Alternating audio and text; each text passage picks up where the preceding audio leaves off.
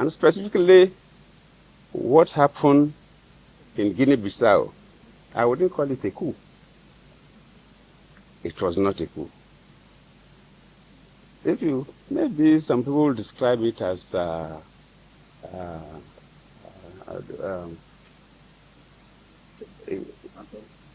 no, not quite. I would just say, if it is like, for want of better word, I would say maybe it was a ceremonial coup. Because for two things, it is the President Embalo, that announced the coup. Before later, the military man came up to address the world that they were in charge of everywhere. Then Embalo has already announced the coup, which is strange. Not only announcing the coup, but Embalo, while the coup took place, was using his phone and addressing media organizations across the world that he has been arrested. I'm a Nigerian close to 70, and I know how they keep heads of state when a coup takes place. Recently, I was a mediator in Mali, an ECOWAS mediator in Mali, and within that period, we had a military coup. Military don't take over governments, and the sitting president that they overthrown will be allowed to be addressing press conferences and announcing that he has been arrested. Why does this happen? Who is fooling who? Basically, what happened in Guinea-Bissau is quite disturbing to me, who believes in democracy. In fact, I feel more pained than the day I called Buhari to congratulate him when I lost the election as a sitting president. Because I've been quite particular about Guinea-Bissau. As a sitting president, then, Guinea-Bissau was in crisis. Started by about 2012. By 2011, we have to go physically. We worked with them and made sure that by 2014, we want 2013, elections were conducted. In fact, it was so bad the day that I learned that a military man went to the office of the Prime Minister and slapped the Prime Minister in the office. It was that bad. And what is happening is like we are going back to those dark days of Guinea-Bissau, where the military can do whatever they think they can do. It's totally not acceptable. The elections were done peacefully. We were in the field. I was a part of the West African Elders Forum. Normally, we are not co-observers, so we didn't deploy observation teams across, but we observed within Bissau, the capital, and the neighboring settlements. But during the meeting of all heads of observation missions, and they gave accounts of, all the observers gave their account, nobody gave something different. The elections were peaceful. Counting of results at the polling units peacefully done. The conduct of the electoral officials, the security, the party agents, the voters. It was a good election, and one expected the result to be announced.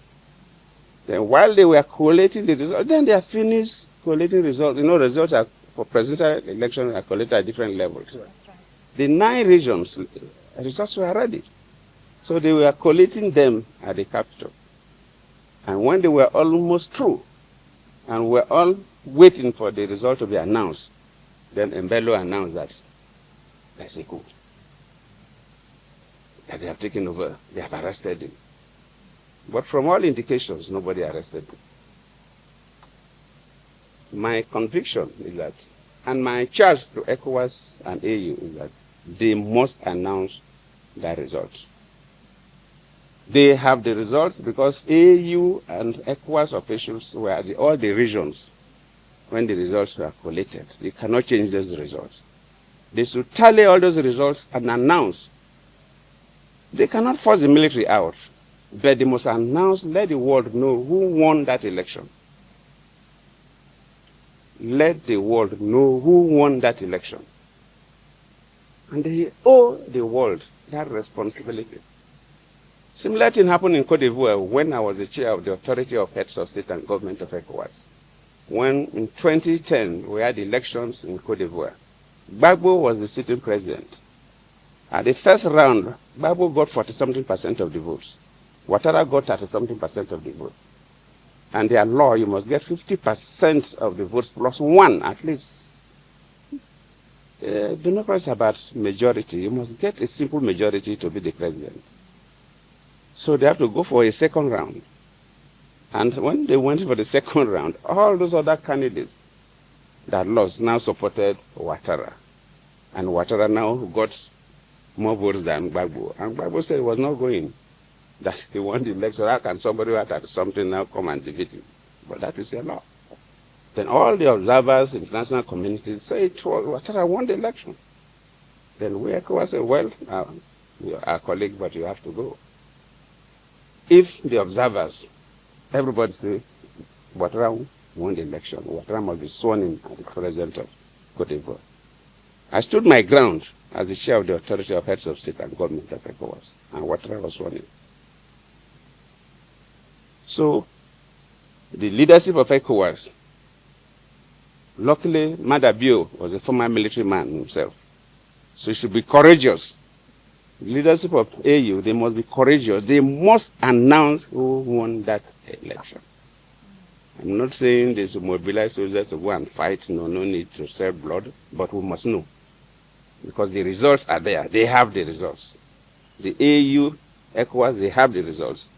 So cannot be playing pranks. Nobody should call others fools.